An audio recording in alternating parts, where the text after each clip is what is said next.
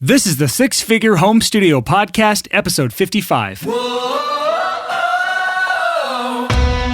listening to the Six Figure Home Studio Podcast, the number one resource for running a profitable home recording studio. Now your hosts, Brian Hood and Chris Graham. Welcome back to another episode of the Six Figure Home Studio Podcast. I am your host, Brian Hood. I am here with my lovely, beautiful co-host. Exciting, just a great man. Just a good dude. Just, you know what? All funny aside, just a genuinely great guy, Chris Graham. Oh, shucks, Brian. How you doing today, Chris? Well, I'm not doing good now because I have to, one, my voice just cracked, and two, I have to reciprocate about how great you are. And so let me skip that. Hold on. I don't know your fiance. I haven't met her. I haven't talked to her. My wife doesn't know your fiance. She hasn't met her. She hasn't talked to her. But we love her. Right? We love her. Yep. She seems awesome. At least the way she presents herself on the internet, as we have stalked her as a couple. She's as funny in person as she is online. Well, you must be pretty great if you're worthy of her. So I don't want to brag, but yeah, I mean, I'm kind of amazing. No, she's awesome. She's beautiful. She's lovely. She's funny. She's smart. She's talented, and she's going to be my wife on March 2nd. So yes, you have a date. I didn't even know that. That's fantastic. Ooh, yeah. All right. Yeah, that's pretty fast, man. That's way to go. Yeah. So I actually want to take this time to publicly ask you if you'd be willing to be in my wedding party for my wedding, Chris Graham. Would you be willing to be in my wedding party, buddy? Fuck yes. See, Chris Graham never cusses. When he does, you know he's serious. Absolutely. My heart's aflutter, sir. Oh, I would buddy. love to. Okay, Thank you. Good. I could not have a wedding without my buddy, Chris Graham. Oh, man. Yes. Well, cool, dude. I'm glad you can do it, man. Yeah, man. Thanks. I wasn't planning on asking you on air, but I was like, screw it. This is a good time to ask, so. Delightful. Yeah. My wife's going to be really excited about that. Yeah. I'm glad you're going to bring her, right? Oh, yeah. Duh. Okay. Good. Because I've not met her in person yet. She seems wonderful. Oh, yeah. You're going to like her. She's amazing. Well, let's get out of personal land. Let's get into business land. Let's talk about today's episode on the podcast because we have a doozy for you. We always come at you with some good stuff. But today I think it's a topic that everyone is affected by this, but very few are self-aware enough to know that they are part of this problem. And the problem is this. Most people, at some point in their careers, if not currently, are just ripping off other people in the audio world. Whether you're a mixing engineer and you're ripping off your favorite mixing engineer, you're a mastering engineer and you're just ripping off the sound of your favorite mastering engineer, or you're a music producer or songwriter and you're just ripping off songs that other music producers or other songwriters do. No matter who you are, you have likely been a person that has done this. And I know this because anyone that's successful that I've talked to at least started their career out just ripping off their favorite producer or their favorite mixing engineer, their favorite songwriter. That's how I started. That's how Chris got his start. Yep. And that's not necessarily a bad thing. That's a good way to learn early on. But what the danger that we see all the time, even in our own community, is that you get stuck in that early phase of just ripping off your favorite person. And the danger lies when you never get out of that phase. So today's episode, I want to talk about these 3 specific stages in your career. This is what you're going to experience as a producer or mixing engineer. As an audio professional, you're going to experience this. And this is also what you're going to experience with the artists you're working with. So you need to watch for this on both sides of the equation. The phases are imitation is phase 1, innovation is phase 2, and then domination is phase 3. All of us that have been successful or had some amount of success have gone through those 3 stages. And any of us that have worked with successful bands have worked with bands who have gone through those 3 stages as well. It's both sides of this. So we really have to discuss this on both sides. Yep. Well, this is such an intense conversation because not only is it important if you're going to have any longevity in audio, do you have to figure out how to move past imitation, move into innovation, and then develop your reputation as an innovator. It's only once you do that. I promise we didn't put that much effort into trying to make this all rhyme. It just happened to rhyme. But it's cute. It's an absolutely essential ingredient for longevity. The other component here that's super duper duper important is there's this dynamic of when you're working with bands that are trying to imitate, they're like, can you make it sound just like XYZ band? That is a considerably different process to try to figure out how to make. There's a band that's kind of gaining a little bit of popularity right now that sounds exactly like Led Zeppelin. Exactly like Led Zeppelin. It would be much more challenging to work with a band who has that high watermark of like, hey, can you make us sound like Led Zeppelin in their prime? It's like, oh, shoot, okay, I can try. I'm going to have to figure out how they did that with technology that's now obsolete and is expensive and or impossible to get. Like, it's a very challenging thing, as opposed to if a band walks in and is like, hey, we're super weird. Can you help us find out who we are as artists? Two wildly different processes. Wildly different processes. One of them is going to have a lot of revisions. The other might not have any. So, man, that's just a whole complicated ball of wax. So let's just move back here and just talk about the very beginning of most people's careers. A lot of our listeners are pretty early on. They haven't made their first dollar. They haven't made their first $1,000. They're still pretty in the early phases. And they are probably in this first phase. They're in the imitation phase. And I think it's worth addressing because, like I said, most people I know that are successful now started out that way, including you and I. Yep. And I think it's worth talking about, when is this okay and when is it not okay? Where's the limit when it comes to just imitating or ripping off other people in the music world? Well, I think this comes back ultimately to an even deeper issue at hand here than your career as an audio engineer. I think it really comes back to what is art, what is an artist, and what is good art. And like, these are really important questions that we can only gloss over. You could have a whole podcast dedicated to this, and I'm sure there are many. But the fascinating thing here is that you ultimately have to consider what is art. And when you're imitating and you are, much more in student mode, that's all well and that's fine. But ultimately, you have to, man, this is tough. I think you have to beg the question, when you're just imitating, are you making art? I would say no. I mean, honestly, there's some creativity with it, but I don't think you're making art. And I think that's the trap that people get into, is they're so focused on achieving the exact mix or the exact sound with a songwriting session or the exact sound of an instrument or the exact tone of a guitar or whatever it is they're trying to achieve. They're looking for getting that exact replicated sound instead of focusing on what the best sound is for that specific project. Yeah. There's a reason that people do this. Is because it's way easier to simply rip off what your favorite thing is. It's way easier to do that than to decide and have the creativity to figure out what is the truly best sound for that specific artist. Two completely different things. And if you never get out of this phase, you never really reap the rewards that come with doing audio full time. And that is the reward of not just money, but creating great art. And if you're stuck just ripping people off, you're never creating great art. Yeah. If you finish a mix or you finish a master or production or whatever, and you're like, man, that sounds exactly like that band's favorite song, or that sounds exactly like my favorite band, that I'm sure is somewhat fun. Yes. But man, when you have that moment of you're like, this is weird and beautiful and amazing and nothing's ever sounded like this before and I love it, that is 1,000 times more fun, at least for me, I can't speak for everybody, than to just be like, sweet, I made a really good imitation. So I think it's worth for us to define here and say to people who are in the imitation stage, that's not bad. What's bad is getting stuck in the imitation stage. Yes, exactly. Like I said, I was just ripping off my favorite mixing engineer and my favorite producer when I first started. Chris was ripping off his favorite person when he got started. We're not going to name names here. Ed Cash. Okay, we are going to name names here. And I love you, Ed. And we did great starting out, but at the end of the day, neither of us sound like the people we were going after when we first started. We instead found our own sound. And Chris and I had a discussion about this. What do we do to kind of get out of this stage? What did we do to eventually move away from just imitating and ripping off these people? And it was really kind of the same answer. We stopped listening to those people. Because here's what the situation is. Like, in my world, I would listen to nothing but those artists and those bands that person produced and mixed. And so that was all my influence. That's the only thing I was taking in. And so everything I did was compared to that. And if everything I did didn't match up to that, I was a failure and I wasn't very good.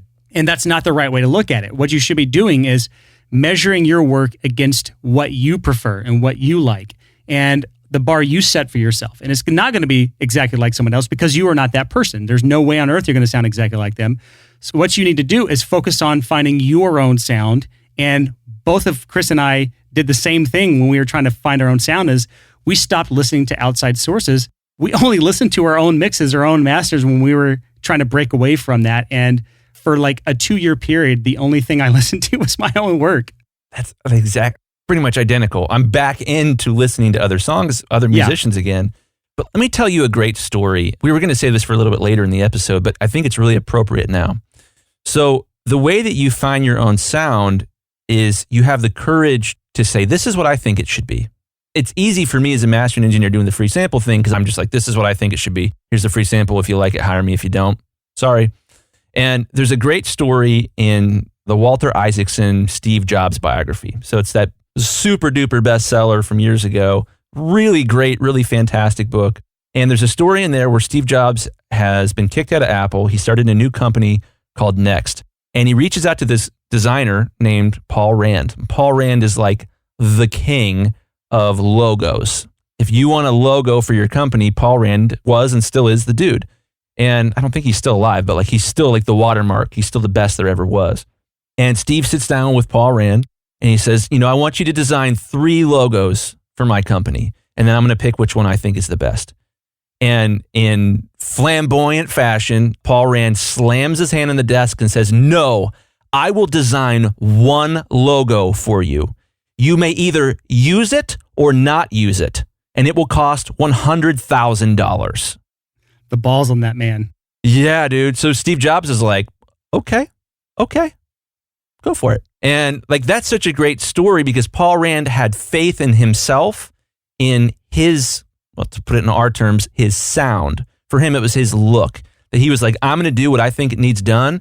And there's a little bit of room for wiggle once we're there, but no, I'm going to do what I believe is right. And if you like it, that's great. If you don't, go away. And that's awesome, man. That's kick ass. And I think for us as audio engineers, finding your sound, flipping to this next phase of innovation is having the courage to look a client in the eye and to say, this is the way I think this should sound. I think when you start making that transition from imitation to innovation, when you start getting out of that early phase that a lot of people never get out of, they are constantly stuck in that phase due to their own lack of self-awareness or their own willingness to move out and experiment with their own sound. People get stuck in that world because they have artists coming to them all the time wanting someone else's sound. And you will never get out of the phase of imitation if all you're doing is bending to the will of artists who want nothing more than to sound exactly like someone else. I'll tell you right now, the best mixes that I've done in my life have come from the artists that came in that had no input on what they wanted their stuff to sound like. They just came in with their songs. They said, we trust you, Brian. You do what you want to do. Mm-hmm. And they allowed me to create my own sound for that artist based on what I thought was best. Awesome. And you're not going to get every artist like that. But I'll tell you right now, those artists are then the artists that other artists come to me and say, hey, make us sound like them. That's awesome. That's another trap you can get into. You can get stuck in phase 2, the innovation phase. You can get stuck in that phase, by the way, if you only recreate a sound you made in your past for every new artist that comes in. So you have to constantly be willing to tell a band, no, you are not this band. You are that band. You are not band A. You are band B. And so I will make you sound like band B. If you want to sound like band A, go join that band. And that's hard to say to artists. That's very hard to say to artists, but it's the necessary thing to say if you ever want to get out of the phase 2 innovation and get into phase 3 domination. Well, and there's an interesting thing there, and I think that it's our job as people in the artist services business to care for and encourage artists. And one of the best ways that we can do that is to encourage artists that what people really want is who they actually are. I think great art comes from the center of an artist's existence. When you look at it, you're like, that is you. That's you in a song. That's you in a picture. That's you in a logo. This brings a question up. What do you do in artists when they come in and they don't really know what their sound is, or they have this really bad image stuck in their head of what they think they want to sound like, and you have a completely different image? How do you, Chris, approach that conversation that is not an easy conversation to have? Do you slam your fist on the table and say, you will sound like this, the cost will be $100,000, you can take it or not? Is that how you approach it? It's kind of unfair for me to preach about this because as a mastering engineer, like I've set my business model up in a way where like, hey, if I do a sample for them and they don't like it, they don't hire me. I don't have to worry about that. It's true. Honestly, I'm a mastering engineer. I love it. It's absolutely a blast. But one of the things I miss the most about producing is the opportunity to look an artist in the eye and to say, I see something in you. And you are not that other band. You're something different. And you will be successful if you figure out who that is. Let me help you. I miss that. That's fun. I haven't produced a band since 2015, and I do miss that part as well, but I still get a lot of that in the mixing world because I'm still having a lot of creative input on the overall final product, because mixing still has a lot of things you can do to completely shape the sound. Very true. Whereas mastering, you don't have as much creative control because you just get one wave file and you have to do with it what you can. And then if it doesn't turn out great, you can always blame it on the mix engineer. Yep. I've never done that, ever. Yeah, it is a thing where like it's so much easier for me, and it's unfair for me to preach about this as a mastering engineer because there's a little less leeway to the left and to the right. I'm like, I think it should sound like this. My goal is always, I always say this to people, is to bring out the soul of a song. And I think that should be all of our goals. You cannot bring out the soul of a song, no matter what your job is in this process of making a record, if you're trying to make them sound like somebody else. You can't bring out someone else's soul in the song that isn't theirs. It doesn't work that way. I'm going to play the devil's advocate here. Go for it. Because if you listen to the top 50 on Spotify, or God forbid the radio, if you still listen to that these days, it's pretty clear to see that everything is just a ripoff of something else. And so if we are talking about making money, which is what our podcast tends to be about, where's the line between what is profitable and marketable in a commercial sense and what is a ripoff? Because that has to be said, that everything on the radio that you hear is pretty much a ripoff of what was big a month ago. And so where's the fine line between making money and selling out and creating great art there? Awesome question. Here's what I would say to that. Imitation has a big downside. And that big downside is monster amounts of work, monster amounts of revisions, no flow state. You don't get into a flow state imitating. You get into a flow state, a spot where you're making art and it just comes out of you spontaneously. You get in a flow state when you're creating something new and beautiful that the world's never heard before. And a flow state makes you a lot more money per hour than any other state that you can be in. So when you're imitating, you're not going to hit flow state. There's going to be a lot of experimentation. It's going to be frustrating if you're imitating. Yeah, very, very frustrating if you're imitating. Not only that, there's probably going to be a ton of revisions. Because you're in the situation where, this is actually, I can talk about this with authority, is that the client's like, but I wanted to sound like Led Zeppelin. And be like, yeah, but we're in the mixing stage and you're listening to a mastered version of a Led Zeppelin song. So calm down. We're not there yet. Like that's challenging. Yeah, that's triggering me right now. Just like I'm getting heated just thinking about those, like my past when I had bands in the studio and they're freaking out about something that I'm like, chill the fuck out. We're not even like 16% of the way there yet. Like, let's keep going, and then you can freak out as we get wrapping this thing up. Well, let's go back to what you were initially talking about. So I think to sum up what you were saying, you're just like, well, but if you can make a lot of money imitating, should you? Yeah, go for it. If you have a niche imitating and you're like, man, I'm awesome at this. If you want to sound like you recorded this in 1960, I can make that happen. More power to you. I seriously salute you. It's the most difficult thing you could possibly do in audio, in my opinion. Yeah.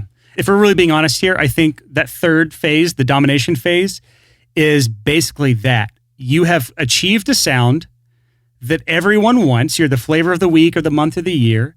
Everyone's going to come to you for that sound, and they're going to keep paying you top dollar for that sound until that sound is no longer of service to the industry. Yeah. And I've seen this play out for a lot of people. I've had this conversation with a lot of different producers where someone was the producer of the year one year and then they're penniless the year after that.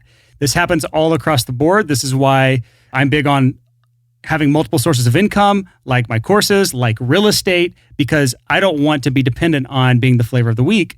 That's so interesting that you're talking about multiple sources of income, because if you do define your sound, you can get stuck back in the imitation game. If you're like, crap, okay, my niche is out of style, I have to start again, and I have to start saying yes when I shouldn't say yes. Yeah, and I've experienced this as well. So this is way outside the scope of our original outline, but I think we're getting to good stuff here, so we're just going to keep going. I will say that when you reach this, you get back into the first phase. You reach the domination phase, and then you get stuck into the imitation phase, but now you're just imitating yourself.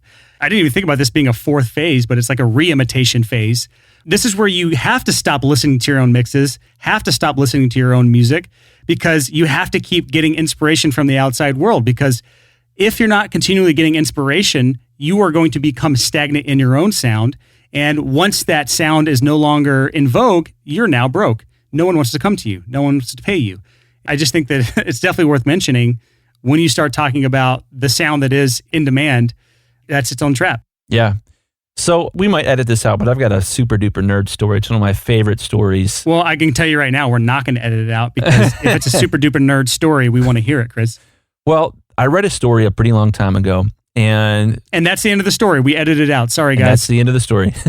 And there was a famous composer, I forget his name, but this is like back in Victorian era.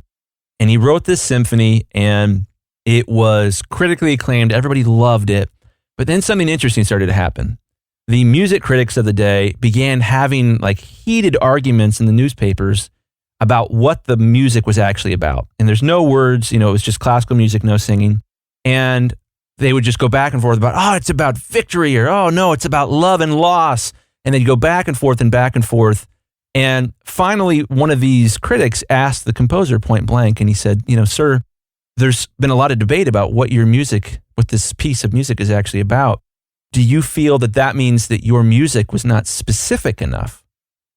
And the composer shot back this amazing zinger, and he said, no, it means that words are not specific enough. Ooh. And what he's saying is music is a more precise language than words.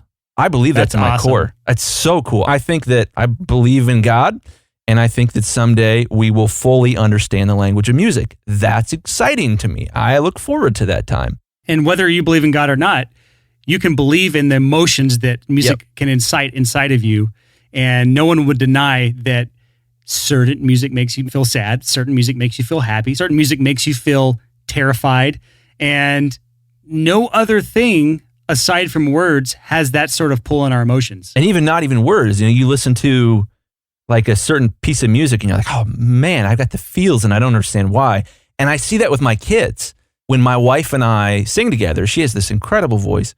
And what we have found is that our kids sometimes, especially when they were younger, like 1.5, would get all emotional when we, play music in our home, and they wouldn't know why, and it scared them. And they'd be like, stop. Like, and it wasn't because it sounded bad, though it might have. But it might have. We never know. I haven't heard you sing before, Chris. It was this weird emotion of like, oh, this music is evoking an emotion and I don't understand why, and I'm getting freaked out, and that's uncomfortable. And like, I understand that. So I don't know. So like, the reason I tell this story is that when you are imitating, it's very difficult to be specific with music because you're just yanking vocabulary words and reassembling them almost at random. So in my opinion, music is a language we only understand in part. This is sort of my theological theory here. And music is a language we only understand in part. That essentially, when we make music now, we're saying goo goo gaga, goo goo gaga. We're talking like babies. And occasionally it makes sense. Wah wah, dad, mama. Occasionally there are bits when it like really makes sense. And I think that there are, some songs.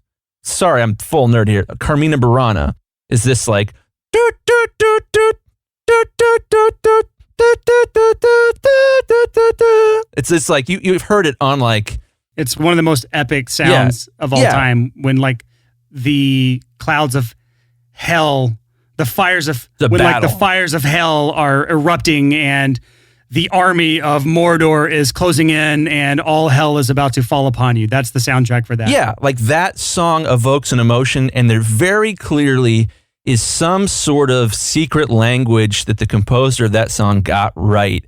And we all, on some level, we understand it when we hear it, but we can't necessarily speak it back. So like my kids, when they're really young, understood so much more than they could actually speak. I'm the same way with Spanish. I can go into a Spanish restaurant, I can look at a menu, I know what I'm doing with the menu, but if I have to like actually speak it, it's a train wreck. It's absolutely awful. I can only imagine. Yeah. So there's this idea there that some songs, we understand that they're saying something, but to just take pieces of that song and reassemble it as an imitation, often the song doesn't say anything, and as a result, there's no emotional response. But to bring this back home, that still doesn't mean there's not money to be had in it. So That's true. That's true. It depends on what type of business you want to have, because I'll tell you right now, if you want to go down the route of picking bits and pieces of songs, having no emotional tie to them, just creating a formulaic sound that matches what's hot today, that's not a fulfilling business. That's not something that's going to bring you joy every day, and not something you're going to look forward to doing when you wake up, and something you look back on with proudness when you go to bed. And so if you want to build a business that just brings in money and has no fulfillment, go right ahead, be my guest. But that's not really what we teach on this podcast. Chris and I try to build businesses that we can be proud of and that we love to do and that we wake up with excitement every day to do. And that's why this episode is an episode we are doing, because we are trying to help you stay away from being in a cheap imitation. We're trying to keep you away from being stuck in the imitation phase. Yeah, helping you mature through it. Helping you grow and mature and not be perpetually stuck as a cheap imitation of something else or someone else. So let's keep going down this road. I had my little nerd out there, so that's out of my system. So let's be more functional here. At least I'll try to. Yeah, be less creative. I'll be Chris. more functional. Stay in the box here. Stay in the box. No more creativity from Chris. So this kind of next item on our outline here about innovation is that innovation is often the combination of imitations. So if you're like, you know what, I'm going to make rock music, but it's going to hit in the low end like hip hop music. I'm going to replace the kick drum with 808s. I agree with that. I've seen this in my own, like the metal production world. We've gone through different phases where different things from different genres have found its way into our world, and that's created its own innovation. So I agree with that to an extent, because then you start just pulling random crap in that doesn't make sense and it's terrible, or you start imitating what you hear other people do, and then it's just another knockoff of that. So there's even imitation within innovation, which is a hard thing to grasp, but it's definitely something I see. Yeah, so, and that's always an interesting thing to me when, like, you look at, there was a kind of a hip hop group, like, please forgive me, I'm not like massive into hip hop here, but there was a hip hop group when I was in high school called Blackstreet, and Blackstreet was like a hard rock rap band. It's kind of like Limp Bizkit, or is it like? No, like Limp Bizkit, no offense to anybody, like was really only for white kids. And like Blackstreet. That's racist, Chris. I feel offended as a white male. Blackstreet was more accessible from an urban perspective. Another example of that is Rage Against the Machine. Ooh, yeah. Man, Rage Against the Machine is probably the best example. That is a really good example. Oh man, like Bulls on Parade, in my opinion, is one of the greatest songs of all time.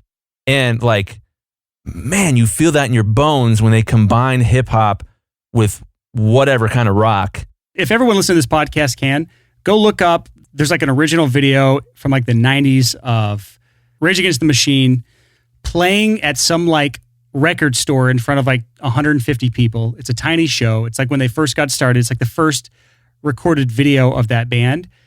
This was like right before their big breakout album came out. They had a little cult following.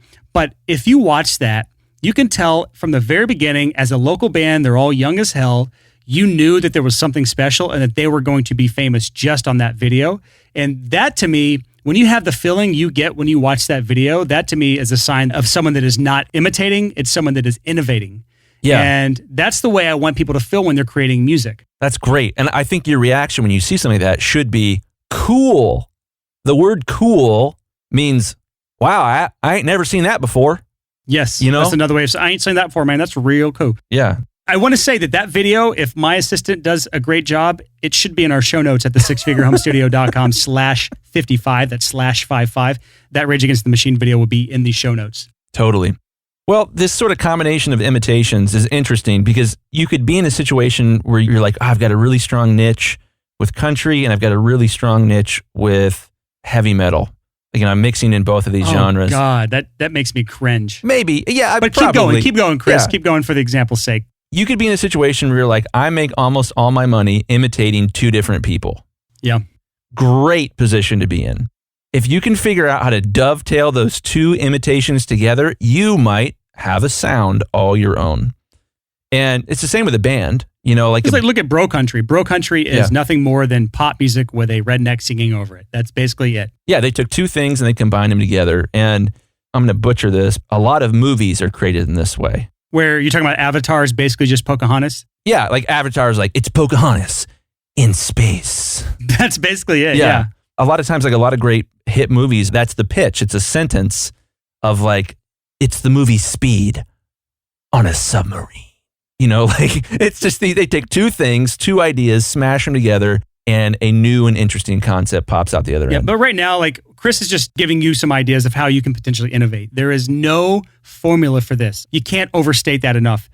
There is no formula for being creative. I think just to really bring this all home, if you are self-aware enough to realize that you are currently stuck in the imitation phase, it would behoove you. It would benefit you to then start finding ways to innovate within your genre or within your service that you provide, whatever niche you're doing, if you niche at all, and start finding ways to innovate. Otherwise, you're going to continue to struggle if you are struggling right now, which if you're imitating, you're probably struggling. If you're not struggling financially, you're struggling mentally because you're having to continuously keep up with the Joneses, and the clients you work with are a nightmare because they send you a list of revisions 1,000 pages long. But if you are struggling, try to find ways to innovate, because if anything, it'll bring more fulfillment for you, but hopefully bring more money as well, because you are now answering the most important question that you can answer in your business, which we talked about on episode number 49 of the Six Figure Home Studio podcast, which is, why should someone hire you instead of your competitor? This is just one of the many episodes that attempts to tackle that question. Yes. Brian, let me ask you a point blank question. Yeah. What would your advice be to mix engineers who feel like they're trapped in the imitation game and they want to move into the innovation game? They're having trouble convincing artists to let them do their thing. What advice would you have for them? Here's the deal. If an artist is not letting you do your thing, why did they hire you? That's the question I'd have to ask those people, because if you're a mixing engineer, you're not going to have a successful mixing engineering studio. You're not going to have a career out of this if you do not have a sound that is desirable. And if you achieve that desirable sound by just ripping off other people, that's a short-lived career. Your career will actually last less time than the person who you're ripping off. Ooh. That's an unsustainable model. So if you want to ever have your own sound, you have to be willing to turn work down, or to be a little bit more adamant about creating your own sound when you're working with artists, or else you will continually be stuck on this treadmill of, yeah, I got paid, but it's because I could make this band sound like this one artist. When bands come to me and ask me to make them sound like someone else's mix, I'll give specific examples in this, because anyone that knows the metal world will know what I'm talking about. Anyone that doesn't know metal will still understand what I'm talking about. I am Brian Hood. If someone comes to me, they should want some variation of a Brian Hood mix, my sound mixed with their band, that should hopefully create that band's own unique sound. If they come to me wanting to sound like another band, that's a conversation where I say, you are not that band. Go join that band if you want to sound like that. I'm going to make you sound like your own band. But what occasionally I'll get is a band that comes to me and says, we want to sound like this Will Putney mix. We want to sound like North Lane, a band that Will Putney mixed. Great band, great mix, love it. But I will always say every single time, if you want to sound like that, go hire Will Putney to mix your record, because I will not make your stuff sound like that. Not only do I not want to make it sound like that, because that's not my sound, I am incapable of making it sound like that. At the very best, it's just going to be a cheap ripoff of a Will Putney mix, because that's not how my stuff sounds. And so there is a balance between not progressing out of your sound that I have to fight with myself, while also not trying to rip off someone else. Very fine line to ride, but I'm just saying you have to be willing to tell bands, no, that's not what you do, and you're probably not a good fit for me. That's my long answer for the question of what do you do when someone wants to sound like someone else is, tell them to go hire that other person. Well, and here's sort of some interesting kind of feedback on that. If you as an engineer, you podcast listener, are struggling that you are stuck in the imitation game, but also struggling feeling like you're not very good at it, that doesn't mean you're a bad audio engineer. You might be amazing at doing your own thing. I'm going to go ahead and stop you right there. I have a mixing course. I have a mixing course called From Shit to Gold. If you want to take it, go to FromShitToGold.com. I never pushed that thing. It's a couple years old now, but I have people who went through that course and they send me mixes and they tell me that they just can't get it to sound right because they're trying to rip off my sound. I mean, that's why people end up joining that course, is because they want to imitate my sound. But what I've noticed is there are guys that have gone through that try to get me to critique their mixes, or crit their mixes is what we call it in our world. It's kind of an annoying thing. Crit my mix, bro. But when I listen to it, it's better than anything that I could do. It's got its own cool sound. It's better than my own mixes, but they don't have the awareness to understand that they have their own awesome, cool, unique sound. What they think they have is a cheap ripoff of my sound when they actually have their own sound. They just don't own it yet. having the self-confidence and self-awareness to own their own sound instead of just trying to rip off my sound. And so that's just something I want to leave everybody with is you may be great at what you do. You just don't realize it yet. And until you find really the right artist that matches your sound, you may not really have a breakthrough record or a breakthrough album until you find that right combination of your sound with the right artist. So that is it for this episode of the Six Figure Home Studio Podcast. My question for you now is this. What was your main takeaway? What are you going to do about it? What are you going to do to stop ripping people off? Again, I don't want to pass any judgment on those of you who are simply ripping off other producers. Again, because Chris and I both started out this way. A lot of successful producers that I know all started off just ripping off, or we can just say, for a better word, taking creative guidance from our peers.